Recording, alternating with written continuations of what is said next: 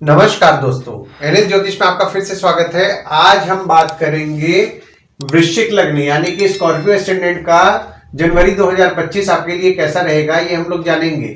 अगर आपने वृश्चिक लग्न का साल 2025 कैसा रहेगा ये वीडियो नहीं देखा है तो ऊपर दिए हुए आई बटन पर क्लिक करें। देखिए, ये वाला जो भाव होता है ना, इस भाव को लग्न भाव कहते हैं। इस भाव पे अगर 8 नंबर लिखा हुआ है तो ये वृश्चिक लग्न वाले जातकों की पत्रिका है। आइए देखते हैं शुरुआती तौर पे कौन कौन से ग्रह आपके किस किस भाव में बैठे हुए हैं। तो बुध आपके लग्न पे बैठे हुए हैं, सूर्य आपके दूसरे भाव में बैठे हुए हैं, चंद्रमा आपके तीसरे भाव में बैठे हुए हैं, शुक्र और शनिदेव आपके चौथे भाव में बैठे हुए हैं, राहु आपके 5वें भाव में बैठे हुए हैं, गुरुदेव आपके 7वें भाव में बैठे हुए हैं, मंगल आपके 9वें भाव में बैठे हुए हैं और केतु आपके 11वें भाव में बैठे हुए हैं। देखिए, लग्न पे आपके बुध विराजमान है और बुध आपके 8वें भाव के स्वामी है और आपके 11वें भाव के स्वामी है जो कि लग्न पे विराजमान है। तो लग्न पे बुध देखिए आपके विराजमान है तो आपको नेगेटिव थॉट्स आ रहे होंगे, थोड़े बहुत आप नेगेटिव माइंडेड हो रहे होंगे। हालांकि यहाँ पे देखिए, जब बुध का गोचर 4 अक्टूबर को हो जाएगा तो उसके बाद जो आपके थॉट स्ट्रक्चर में जो नेगेटिव थॉट्स आ रहा है उसमें आपको सुधार देखने मिलेगा। पर बुध आपके 11वें भाव के भी स्वामी है तो आपको पराक्रमी बनाएंगे, मान सम्मान की प्राप्ति कराएंगे और धन से भी संपूर्ण करेंगे। हालांकि यहाँ पे देखिए, गुरुदेव और शनिदेव दोनों की दृष्टि आपके लग्न पे पड़ रही है। गुरुदेव की दृष्टि आपके लग्न पे पड़ रही है तो आपको ज्ञान की प्राप्ति होगी। हालांकि यहाँ पे देखिए, गुरुदेव की दृष्टि लग्न पे पड़ रही है तो आपका वेट बढ़ सकता है। वहीं शनिदेव की दृष्टि भी आपके लग्न पे पड़ रही है तो आप में आलस्य रहेगा और आपके लग्न के स्वामी आपके 9वें भाव पे विराजमान है। देखिए, लग्न के स्वामी जब 9वें भाव पे विराजमान है ना तो यहाँ पे आप भाग्यशाली रहेंगे। दूसरे भाव में आपके सूर्य विराजमान है, बुध 4 जनवरी को विराजमान होंगे और मंगल की दृष्टि आपके दूसरे भाव में पड़ रही है। देखिए, दूसरा भाव जो होता है ना वो होता है आपके वाणी कुटुंब कोष का होता है। दूसरे भाव में आपके बुध आदित्य योग का निर्माण हो रहा है 4 जनवरी से लेकर के 13 जनवरी तक और बुध आपके 10वें भाव के स्वामी है जो कि आपके दूसरे भाव में विराजमान है। देखिए, यहाँ पे आप जो भी आपके काम में मेहनत किए होंगे ना 14 दिसंबर से लेकर के 13 जनवरी तक, उससे आपका निश्चित तौर पर आप सेविंग्स कर पाएंगे। वहीं बुध आपके 8वें और 11वें भाव के स्वामी है जो कि दूसरे भाव में 4 जनवरी से लेकर के 23 जनवरी तक विराजमान हो रहे हैं। 4 जनवरी से 23 जनवरी तक आपके अचानक धन हानि और अचानक धन लाभ के योग बन रहे हैं।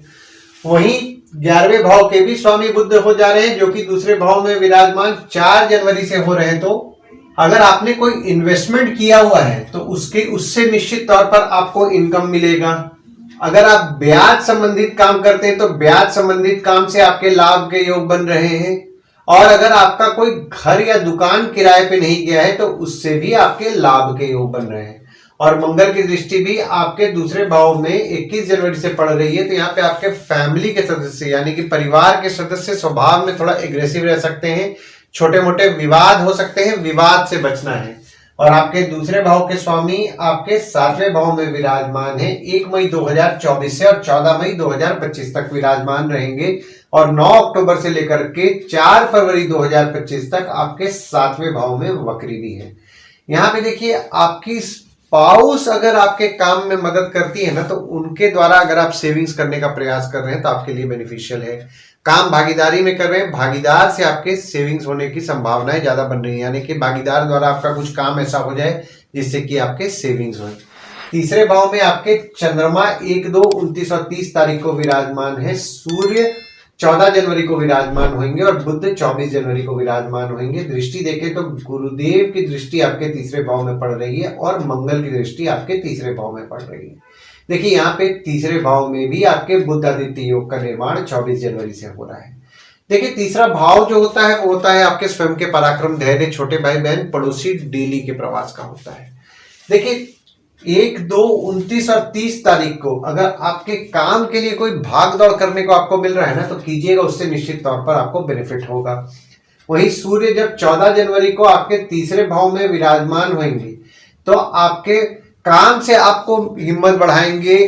आपके बॉस हो गए, आपके पिता हो गए, उनसे आपको हिम्मत मिलेगी और काम के लिए अगर आपको भाग दौड़ करना पड़ रहा है ना तो भाग दौड़ 14 जनवरी से कीजिए, वो निश्चित तौर पर आपके लिए लाभदायक रहेगा। वहीं बुध जो है 24 जनवरी को जब विराजमान होंगे तो देखिए आपके 11वें भाव के स्वामी है और आपके 8वें भाव के स्वामी है, जो कि आपके तीसरे भाव में 24 जनवरी से विराजमान हो रहे हैं। देखिए 24 जनवरी से एक तो थोड़ा बहुत हिम्मत में आप कमी महसूस कर सकते हैं। हालांकि यहाँ पे मंगल और गुरुदेव दोनों की दृष्टि पड़ रही है तो आपका पराक्रम अच्छा रहेगा, पर कभी कभी आप नोटिस करेंगे कि हिम्मत में आप कमी महसूस कर रहे हैं। लेकिन भाग दौड़ अगर आप कर रहे हैं, देखिए सूर्य बुध की जो युति हो रही है ना 24 जनवरी से, हालांकि देखिए सूर्य आप अपना फल 14 जनवरी से ही दिखाएंगे, तो 14 जनवरी से ही अगर कोई भाग दौड़ अगर आपको काम में मिल रहा है ना तो भाग दौड़ कीजिएगा, उससे निश्चित तौर पर आपको लाभ ही होगा। और आपके तीसरे भाव के स्वामी आपके चौथे भाव में विराजमान है, 17 जनवरी 2023 से और 29 मार्च 2025 तक विराजमान रहेंगे। तो यहाँ पे आपकी माता द्वारा आपको धैर्य की प्राप्ति होगी, माता से आपको हिम्मत मिलेगा। चौथे भाव में आपके शुक्र विराजमान है, शनिदेव विराजमान है और मंगल की दृष्टि आपके चौथे भाव में पड़ रही है। और आपके चौथे भाव में ही शनिदेव जो विराजमान है अपने राशि में ही बैठ के शश नामक पंच महापुरुष योग का निर्माण कर रहे हैं। 17 जनवरी 2023 से और 29 मार्च 2025 तक ये निर्माण रहेगा। देखिए चौथा भाव जो होता है वो होता है आपके सुख, माता, घर, वाहन का होता है। शनिदेव अपने ही राशि में बैठे हुए हैं तो आपको घर वाहन का सुख तो निश्चित तौर पर दिलाएंगे, माता का सुख निश्चित तौर पर दिलाएंगे। हालांकि यहाँ पे देखिए मंगल की दृष्टि भी 20 अक्टूबर से पड़ रही है, तो 20 अक्टूबर से लेकर के 20 जनवरी तक माता को क्रोध ज्यादा आएगा, छोटे मोटे विवाद हो सकते हैं, विवाद से बचना है। और शुक्र जो आपके चौथे भाव में विराजमान हो रहे हैं, शुक्र आपके 7वें भाव के स्वामी है और आपके 12वें भाव के स्वामी है, जो कि चौथे भाव में विराजमान हो रहे हैं। आपकी स्पाउस का सुख आपको निश्चित तौर पर अच्छा मिलेगा 28 दिसंबर से लेकर के 27 जनवरी तक। हालांकि यहाँ पे आपकी घर, वाहन, माता को लेकर के कुछ ना कुछ खर्चे रहने वाले हैं 28 दिसंबर से 27 जनवरी तक। 5वें भाव में आपके राहु विराजमान है और शुक्र 28 जनवरी को विराजमान होंगे। और आपके 5वें भाव के स्वामी आपके 7वें भाव में विराजमान होकर के केंद्र त्रिकोण राजयोग का निर्माण कर रहे हैं 1 मई 2024 से और 14 मई 2025 तक ये केंद्र त्रिकोण राजयोग आपके पत्रिका में बन रहा है गुरु द्वारा। देखिए 5वां भाव जो होता है वो होता है आपके संतति, प्रेम, पढ़ाई, साधना का होता है। राहु आपके 5वें भाव में जो विराजमान हो गए ना वो 30 अक्टूबर से विराजमान है, तो 30 अक्टूबर से आपने नोटिस किया होगा कि आपके बच्चे हो गए या फिर अगर आपका किसी के साथ प्रेम संबंध चल रहा है, यानी कि आपके प्रेमी या प्रेमिका हो गए, उनके स्वभाव में थोड़ा जिद बढ़ा हुआ है। राहु आपके 5वें भाव में विराजमान है तो स्टूडेंट्स को उनके पढ़ाई पे थोड़ा फोकस ज्यादा रखना है, थोड़ा बहुत डेविएशन हो सकता है पढ़ाई को लेकर के। हालांकि यहाँ पे जब शुक्र 28 जनवरी को विराजमान होंगे तो 28 जनवरी को जो भी स्टूडेंट्स बाहर जाके पढ़ना चाह रहे हैं उनके लिए फेवरेबल समय बन रहा है, यानी कि वे देश के बाहर जाके पढ़ना चाह रहे हैं या फिर देश में ही कहीं बाहर जाके पढ़ना चाह रहे हैं, उनके लिए फेवरेबल समय बन रहा है। और अगर आपकी स्पाउस पढ़ाई करने का सोच रही है तो 28 जनवरी से उनके लिए फेवरेबल समय भी बन रहा है। और अगर मैं प्रेम संबंध की बात करूं तो प्रेम संबंध को लेकर के भी आपके कुछ ना कुछ खर्च 28 जनवरी से बढ़ेंगे। साधना करते हैं, साधना को लेकर के कुछ ना कुछ खर्चे बढ़ने वाले हैं, यानी कि हो सकता है आप कहीं बाहर जाके साधना करने का प्लान करें जिसके कारण आपके कुछ ना कुछ खर्च बढ़े। 6वें भाव में आपके शनिदेव की नीच की दृष्टि पड़ रही है और आपके 6वें भाव के स्वामी आपके 9वें भाव में विराजमान है। देखिए 6वां भाव जो होता है वो होता है आपके रोग, ऋण, शत्रु, मामा, मौसी का होता है। 6वें भाव में आपके शनिदेव की नीच की दृष्टि पड़ रही है तो आपके शत्रु या कॉम्पिटिटर को तो शनिदेव निश्चित तौर पर कम रख रहे हैं। हालांकि यहाँ पे आपको स्किन में ड्राइनेस की समस्या हो सकती है।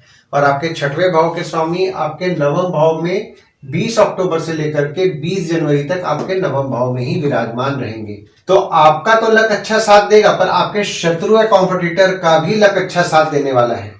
और जब आपके 6वें भाव के स्वामी यानी कि मंगल आपके 8वें भाव में 21 जनवरी से विराजमान होंगे तो 21 जनवरी को जब मंगल देखिए आपके 8वें भाव में विराजमान हो रहे हैं तो वे वक्री हो जा रहे हैं, तो 21 जनवरी से लेकर के 2 अप्रैल तक यहाँ पे विपरीत राजयोग मंगल द्वारा बन रहा है। तो आपके शत्रु या कॉम्पिटिटर का आप निश्चित तौर पर नाश करेंगे। छोटी मोटी बीमारी हो रही है उसके भी कहीं ना कहीं से कोई रास्ते निकलेंगे और उस बीमारी में भी आपको सुधार देखने मिलेगा। 7वें भाव में आपके गुरुदेव विराजमान है और आपके 7वें भाव के स्वामी आपके 4थे भाव में विराजमान है। देखिए 7वां भाव जो होता है ना वो होता है आपके स्पाउस, भागीदार का होता है। 7वें भाव के स्वामी आपके 4थे भाव में विराजमान है तो आपके स्पाउस का सुख निश्चित तौर पर आपको अच्छा मिलने वाला है 28 दिसंबर से लेकर के 27 जनवरी तक। हालांकि यहाँ पे देखिए गुरुदेव आपके 7वें भाव में विराजमान है और वक्री भी हैं, तो स्पाउस से छोटे मोटे मतभेद हो सकते हैं। मतभेद होने से बचना है। भागीदारी में काम करते हैं, भागीदार से मतभेद हो सकते हैं। और आपके 7वें भाव के स्वामी आपके 5वें भाव में विराजमान है और 5वें भाव के स्वामी भी आपके 7वें भाव में विराजमान है। तो यहाँ पे अगर आपकी स्पाउस पढ़ाई करने का सोच रही है तो उनके लिए तो बहुत ज्यादा बेनिफिशियल समय 28 जनवरी से बन रहा है। 8वें भाव में आपके मंगल 21 जनवरी को विराजमान होंगे और आपके 8वें भाव के स्वामी आपके लग्न पे विराजमान है। देखिए 8वां भाव जो होता है वो होता है आपके आयु, जीवन, मृत्यु, अचानक धन लाभ, ससुराल का होता है। मंगल आपके 21 जनवरी को 8वें भाव में जब विराजमान होंगे तो मंगल देखिए यहाँ पे वक्री हो जा रहे हैं, जो कि वक्री रहेंगे 21 जनवरी से लेकर के 2 अप्रैल 2024 तक। तो 21 जनवरी से आपके ससुराल वालों के साथ छोटे मोटे विवाद हो सकते हैं। विवाद से बचना है। आपको छोटा मोटा चोट-पाट लग सकता है और आप थोड़े बहुत नेगेटिव माइंडेड भी हो सकते हैं। कोशिश कीजिए मेडिटेशन करने का, तो नेगेटिव माइंडेड को आप कंट्रोल कर सकेंगे। और मंगल द्वारा भी आपके पत्रिका में, जैसा कि मैंने आपको बताया, विपरीत राज्यों का निर्माण हो रहा है, तो आपके शत्रु या कॉम्पिटिटर का तो आप निश्चित तौर पर नाश करेंगे। 9वें भाव में आपके मंगल विराजमान है और आपके 9वें भाव के स्वामी आपके 3रे भाव में विराजमान है। देखिए 9वां भाव जो होता है वो होता है आपके भाग्य, धर्म, जीजा, साली, साला, छोटे भाई के स्पाउस का होता है। 9वें भाव में जो आपके मंगल विराजमान है ना, यहाँ पे देखिए मंगल नीच के हो जा रहे हैं और मंगल जो है आपके लग्न के स्वामी है और आपके 6वें भाव के स्वामी है, जो कि 9वें भाव में विराजमान है। देखिए आपका धार्मिक कार्यों को लेकर के रुचि बढ़ेगा 20 अक्टूबर से लेकर के 20 जनवरी तक, और हो सकता है कि आप कोई मंदिर की यात्रा भी करें। हालांकि यहाँ पे देखिए आपका लक तो साथ देगा, पर आपके शत्रु या कॉम्पिटिटर का भी लक साथ देगा। और 9वां भाव होता है आपके जीजा, साली, साला, छोटे भाई के स्पाउस का होता है। तो यहाँ पे आपके जीजा, साली, साला, छोटे भाई के स्पाउस जो हो गए वे थोड़ा स्वभाव में एग्रेसिव रहेंगे। छोटे मोटे विवाद हो सकते हैं, विवाद से बचना है। और आपके 9वें भाव के स्वामी आपके 3रे भाव में 1, 2, 29 और 30 तारीख को विराजमान है। तो जैसा कि मैंने आपको बताया था अभी थोड़ी देर पहले कि अगर कोई भाग दौड़ करने मिल रहा है तो भाग दौड़ कीजिएगा, उससे निश्चित तौर पर आपको बेनिफिट होने वाला है 1, 2, 29 और 30 तारीख को। वहीं जब चंद्रमा 14 और 15 तारीख को आपके 9वें भाव में विराजमान होंगे तो इस दिन पूजा जरूर कीजिएगा। पूजा इस दिन बहुत ज्यादा फलदायी आपके लिए रहेगी। हालांकि देखिए पूजा हमेशा ही फलदायी रहती है, पर 14 और 15 तारीख को अगर आप पूजा कर रहे हैं तो पूजा आपके लिए बहुत फलदायी रहने वाला है। 10वें भाव में आपके कोई ग्रह नहीं है, पर यहाँ पे देखिए शनिदेव और शुक्र दोनों की दृष्टि पड़ रही है और आपके 10वें भाव के स्वामी आपके 2रे भाव में विराजमान है।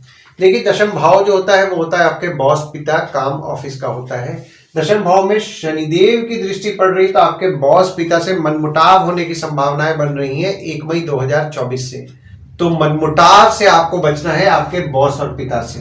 काम में थोड़ी बहुत बाधाएं आपको देखने मिल रही होंगी। काम समय पे करने का प्रयास कर रहे होंगे तो काम समय पे नहीं हो रहा होगा, कुछ ना कुछ बाधाएं आपके आ रही होंगी।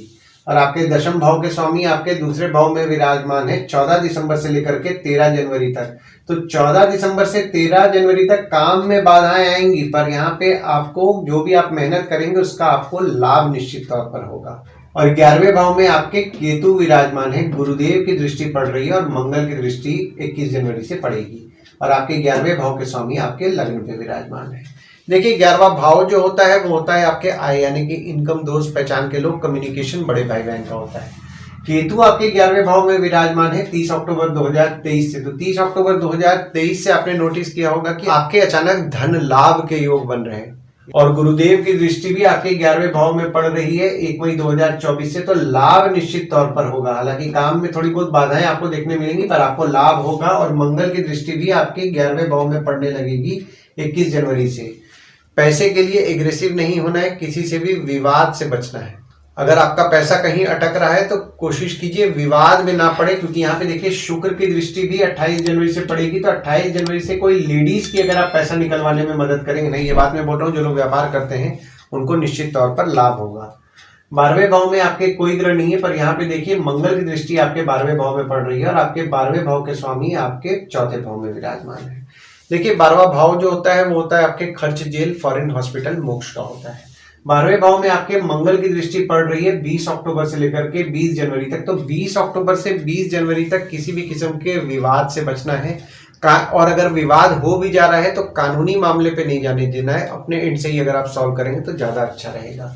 और आपके 12वें भाव के स्वामी आपके चौथे भाव में विराजमान हैं 28 दिसंबर से लेकर के 27 जनवरी तक। तो 28 दिसंबर से 27 जनवरी तक माता, घर, वाहन को लेकर के आपके खर्चे बढ़ेंगे। और वहीं जब आपके 12वें भाव के स्वामी आपके 5वें भाव में 28 जनवरी से विराजमान होंगे तो 28 जनवरी से प्रेम संबंध को लेकर खर्चा बढ़ेंगे, आपके बच्चों के पढ़ाई को लेकर के खर्चे बढ़ेंगे। आइए गुड डेट्स और बैड डेट्स के बारे में जान लेते हैं। तो गुड डेट्स वो डेट्स हो जाते हैं जिस दिन अगर आप कोई नया काम शुरू करना चाह रहे हैं, कोई कंपनी में आपके एग्रीमेंट हो रहा है, कोई कंपनी में आपके ज्वाइनिंग हो रहा है, या फिर अगर आप कहीं बाहर जाने का प्लान कर रहे हैं, कोई भी अच्छा काम करना चाह रहे हैं, तो इस डेट्स को आप कंसिडर कर सकते हैं। तो डेट्स हो जाते हैं 1 से 5 तारीख, 10 तारीख, 11 तारीख, 14 तारीख, 15 तारीख, 24 तारीख, 25 तारीख, 29 तारीख और 30 तारीख। वहीं बैड डेट्स में अगर आप कहीं बाहर जाने का प्लान कर रहे हैं, कोई कंपनी में आपके एग्रीमेंट हो रहा है, कोई कंपनी में आपकी ज्वाइनिंग हो रहा है, या फिर अगर आप कोई नया सामान खरीदना चाह रहे हैं, कोई भी अच्छा काम करना चाह रहे हैं, तो इस डेट्स को आप अवॉइड कीजिए। तो डेट्स हो जाते हैं 8 तारीख, 9 तारीख, 12 तारीख, 13 तारीख, 21 से 23 तारीख। इस डेट्स को आप कहीं लिख के रख लीजिए ताकि आपके ध्यान में रहे। और उपाय में आपको मंगलवार के दिन हनुमान मंदिर या गणपति मंदिर जाना है। और मंगलवार के दिन अगर आप हनुमान चालीसा, बजरंग बाण, सुंदरकांड का पाठ कर रहे हैं, ओम गणपति नमः का जाप कर रहे हैं, तो आपको निश्चित तौर पर अच्छा फल लाभ होगा। और आपको सूर्य को जल नियम पूर्वक देना है। सूर्य को सुबह उठ करके सूर्य देव को जल दें और जल देते समय ओम ह्रीम सूर्याय नमः का जाप करें। और शिव भगवान के मंदिर अगर आप सोमवार के दिन जा रहे हैं, शिव भगवान को जल चढ़ा रहे हैं और जल चढ़ाते समय ओम नमः शिवाय का जाप कर रहे हैं, तो आपको अच्छा लाभ होगा। आशा करता हूं इस वीडियो में दी हुई जानकारी आपको पसंद आई होगी। अगर आप हमें YouTube पे देख रहे हो और ये वीडियो आपको पसंद आया हो तो इस वीडियो को लाइक कीजिए, चैनल को सब्सक्राइब कीजिए, नोटिफिकेशन बेल जरूर दबाइए। और अगर आप हमें फेसबुक पेज पे देख रहे हैं तो फेसबुक पेज को लाइक कीजिए और फॉलो कीजिए। धन्यवाद दोस्तों, कल फिर मिलेंगे एक नए वीडियो के साथ।